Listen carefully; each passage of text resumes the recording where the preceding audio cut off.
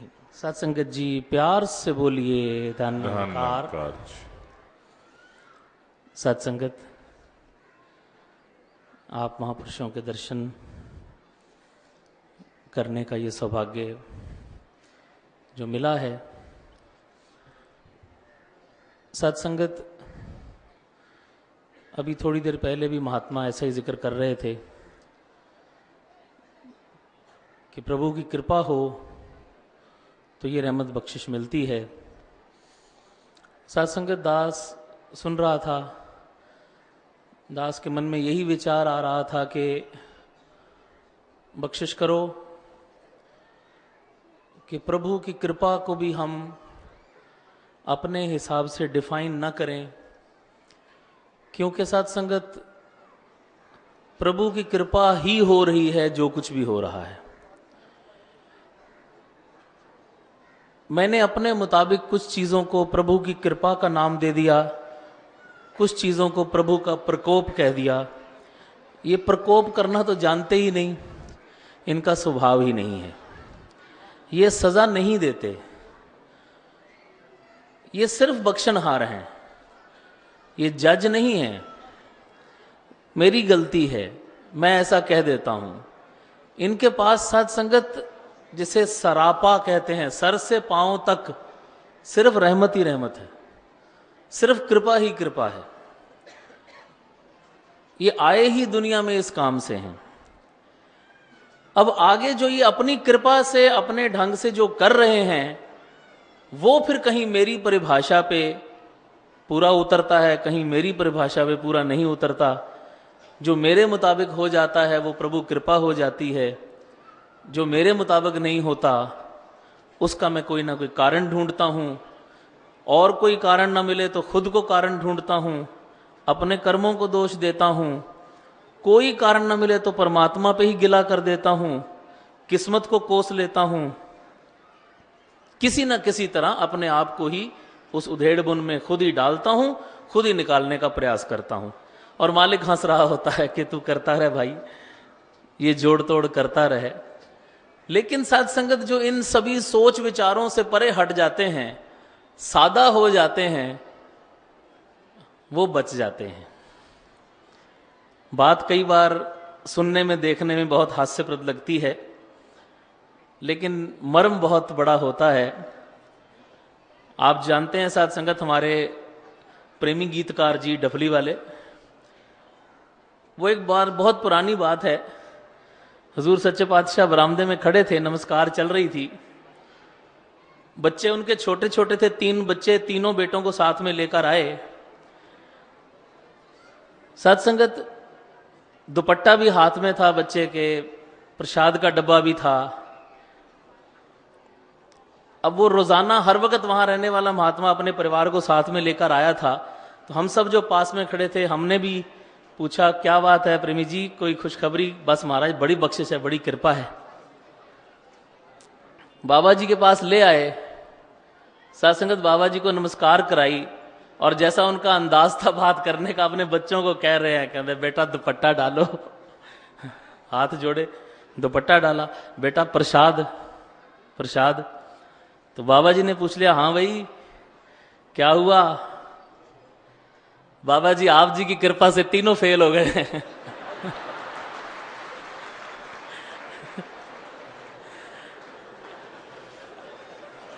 अब वो सारे इसी तरह, जैसे हमारा इस वक्त जो रिएक्शन है वही सबका रिएक्शन था। सभी बड़े जोर से हंसे एकदम कि ये क्या कह रहे हैं कि बाबा जी आप जी की कृपा से तीनों फेल हो गए। बोला प्रेमी जी ये क्या कह रहे हो? कहता पिछले 8-9 साल से अगर इनकी कृपा से पास हो रहे हैं तो फेल किसी और की कृपा से हो गए। ये है प्रभु कृपा, ये है नजरिया सत्संगत, ये है अंदाज। मेरा विश्वास तो ये होना चाहिए कि फेल भी तेरी कृपा से, पास भी तेरी कृपा से। हमने क्या लेना देना इन कर्मों में? तूने वो उस वक्त ये किया होगा, उसका दिल दुखाया होगा, वहां ये नहीं किया होगा। साधारण हो जाएं तो बच जाते हैं। भले ही फिर दुनिया में कुछ चीजें साबित भी हो जाती हैं, कुछ नहीं भी होती, उस चक्कर में हमने क्या लेना देना है। जो हो रहा है तेरी कृपा से हो रहा है, तो फिर ऐसा तो हो ही नहीं सकता। दास को याद है एक बार, बहुत पुरानी बात, जो पुरातन महात्मा इस समय सब यहां बैठे हैं वो जानते हैं कि समागम की एक बार समस्या थी। 60s की बात है साथ संगत ये, कि ये युग पलटाना चाहता है। पुरातन महात्माओं को सबको याद होगा, ये युग पलटाना चाहता है, ये समस्या थी। तो दास के डैडी जी शौक साहब स्टेज चला रहे थे उस कवि दरबार की। साथ संगत सबने अपना अपना वो मुशायरे का दौर हुआ करता था। आप सभी उन सभी पुरातन महात्माओं से वाकिफ हैं। कहीं कमला जी हैं, तो कहीं साकी जी हैं, तो कहीं अलमस्त जी हैं, तो कहीं साथ संगत महरम जी हैं, तो शांत जी हैं, तो मान जी हैं। साथ संगत वो सारा का सारा उस तरह हर महात्मा कविता पढ़ रहा है, और पढ़ते पढ़ते साकी साहब का नाम लिया, और उसके बाद अंतिम जो रचना थी वो कमला जी की हुआ करती थी, हम सब जानते हैं। तो साकी साहब ने अपनी कविता, अपनी गजल पढ़ने के बाद कह दिया कि मैं ज़हमत सुखन दे रहा हूं शौक साहब को, कि इससे पहले के इख्तिताम को पहुंचे, वो उर्दू उनका एक खास अंग हुआ करता था कि आज का ये मुशायरा, ये कवि दरबार खत्म हो, कमला जी की कविता से पहले मैं गुजारिश करूंगा कि जनाब शौक साहब आए और वो भी अपना कलाम पढ़े।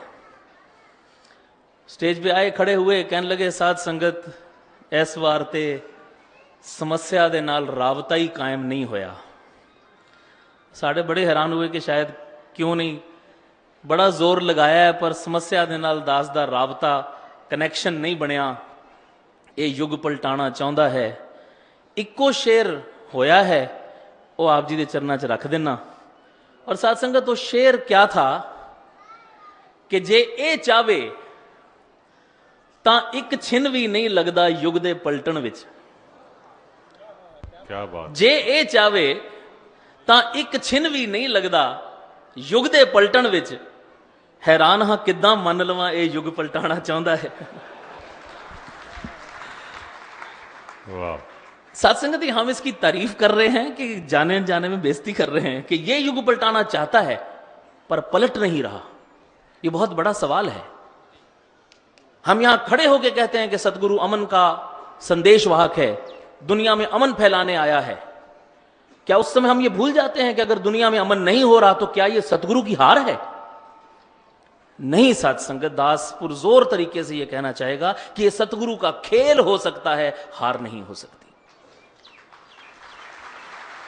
यह दुनिया का मालिक है, सर्वशक्तिमान है, यह जो चाहे कर दे। अगर फिर भी नहीं कर रहा तो उसके पीछे कोई कारण होगा जो मेरी समझ से बाहर है। मेरी समझ कम हो सकती है, इसकी ताकत कम नहीं हो सकती। इसकी रजा के बिना पत्ता तक नहीं हिलता और गोलियां चल जाती हैं, बम चल जाते हैं। ऐसा नहीं हो सकता। साथ संगत, उन्होंने लिख दिया है कि जिस ठाकर से ना ही चारा, ताको की जो सद नमस्कारा।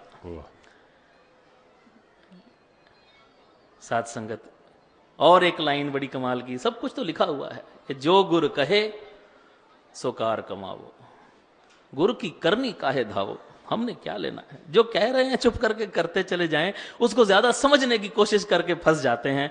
ये बुद्धियां, ये अकलें, ये सियाणपें, ये साथ संगत अकलां सोचा पहुंच ना सकन, मेरा दी बेहदी ते मेर करे जे आप स्वामी, रंक बहा दे गद्दी ते। कौन पूछने वाला है? इनको समझा नहीं जा सकता। दास के डैडी ये कहा करते थे कि this is one line, this is one field in which clarity is directly proportional to confusion. जितना क्लियर होने का प्रयास करोगे उतने कंफ्यूज होते चले जाओगे।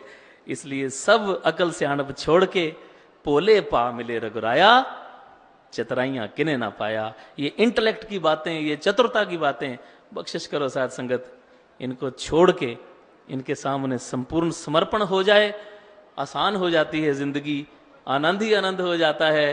हर तरफ देख के खुशी होती है, किसी को देख के तकलीफ नहीं होती, किसी को देख के ये मुस्कुराहट रुकती नहीं। अंत में बस वही कह के आपसे इजाजत चाहूंगा कि किसी ने पूछ लिया कि फिर इस लाइन पे चलते हुए क्या निशानी है, मुझे कैसे पता लगे कि मैं ठीक जा रहा हूं, मेरी हेल्थ ठीक है, मैं हेल्दी हूं। तो दास को उस समय और तो कुछ सूझा नहीं, सिर्फ यही दास ने बेनती की कि भाई साहब जी यहां खड़े होकर चारों तरफ नजर दौड़ाओ। और वो चेहरे गिनो जिन चेहरों को देख के आपका आनंद खराब होता है। ऐसे देख रहे, खुश हो रहे, खुश हो रहे, खुश हो रहे, ऐ कित्थों आ गया। जितने जिंदगी में वो चेहरे कम है उतने आप ठीक जा रहे हो। अगर किसी को देख के भी मेरा आनंद खराब नहीं होता, मुझे आनंद आता है, मुझे मजा आता है, मुझे खुशी मिलती है कि सच्चे बादशाह शुक्र है, ये भी आया है, ये भी आया है, ये भी आया है, इनके दर्शन भी हुए, इनके दर्शन भी हुए, और क्या चाहिए मुझे सेहत से। यही गुरसिक की सेहत है। और जहां मेरे मन में कड़वाहट आती है कि ये ऐसे क्यों बैठा है, ये ऐसे क्यों खड़ा है, ये क्यों आया है, ये क्यों नहीं गया, ये क्या कर रहा है, इसने क्या पहना है, इसने क्या बोला है, वो जितनी तकलीफें मैंने अपने अंदर घेर रखी हैं, समझ लीजिए उतनी मेरी सेहत खराब है। बख्शिश करो साध संगत। दास तो अक्सर ये बात कहा करता है कि जब चंडीगढ़ में रहते थे उन दिनों में, सुखदेव वीर जी बैठे हैं, इन्होंने वो दौर सारा देखा है, सब महात्मा जानते हैं। पंजाब का एक वो दौर था कि जी हिट लिस्ट है, जी हिट लिस्ट, फलाना हिट लिस्ट में आ गया है, ये सुना करते थे। दास एक दिन सोच रहा था कि हिट लिस्ट तो चलो छोड़ो, अपनी जिंदगी के हेट लिस्ट बनाएं कि कितने लोगों को हेट करता हूं। वो जो हेट लिस्ट है एक बार बना के देखें। दास ने एक बार बाहर भी ये बात चरणों में रखी थी, हेट लिस्ट बनाएं एक थोड़ा टाइम निकाल के, ये मुझे अच्छा नहीं लगता, ये अच्छा नहीं लगता, ये अच्छा नहीं लगता। कितने होंगे? 5, 10, 50, 100, इससे ज्यादा कहां होंगे? फिर उनके सामने कारण लिखे, मुझे क्यों अच्छा नहीं लगता। ये मेरे पैसे ले गया, ये मेरे से ठीक तरह बात नहीं करता, मैं संगत में जाता हूं ये मुझे टाइम नहीं देता।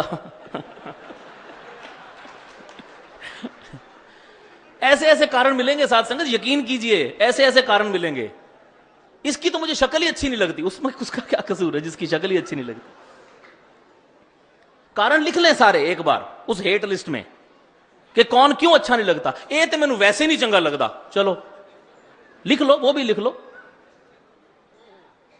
उसके बाद साथ संगत ये एक्सरसाइज करके देखिएगा, फिर एक एक करके उस हेट लिस्ट को कम करना शुरू करें। भाई पैसे ले गया, उसकी कोई मजबूरी होगी, बेचारा अंदर से बुरा आदमी नहीं है, छोड़ो काट दो। गाली दे गया, पता नहीं उस वक्त उसका ब्लड प्रेशर हाई होगा, छोड़ो चलो माफ कर दो। महापुरुषों ने संगत में टाइम नहीं दिया, मैं संगत सुनने जाता हूं कि बोलने जाता हूं, महापुरुषों की भी मजबूरियां होंगी, नहीं नहीं ये भी काटो।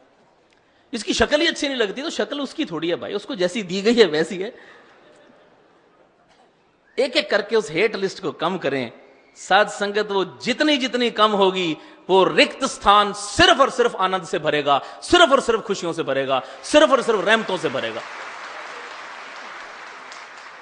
जिस दिन साध संगत वो मेरी हेट लिस्ट खत्म हो जाती है, भरपूर आनंद हो जाता है। फिर मैं दुनिया में राजा हूं, फिर मैं बादशाह हूं, फिर मुझे क्या लेना देना। जब मुझे कोई जिंदगी में डिस्टर्ब ही नहीं कर सकता, किसी की प्रेजेंस मुझे डिस्टर्ब नहीं कर सकती, तो हर तरफ से क्या मिलेगा? सिर्फ खुशी मिलेगी, सिर्फ आनंद मिलेगा। इधर ही है, मौजूद है, मुझे लेना नहीं आता। सतगुरु बार बार सिखा रहे हैं। अब तो सीधा सीधा डायरेक्ट कहना शुरू कर दिया, आगे तो इशारों में बात करते थे। वो जमाना था कि शौक साहब ने लिखा था कि इशारे शौक सारे तू शाही फरमान कर समझी, मेरी सरकार दा लिखती कोई दस्तूर नहीं होंदा। आज तो लिखती भी है, वर्बल भी है, सीधा सीधा कह रहे हैं। कृपा करो साध संगत, सुन भी पाएं, समझ भी पाएं और मान भी पाएं। साध संगत प्यार से बोलिए।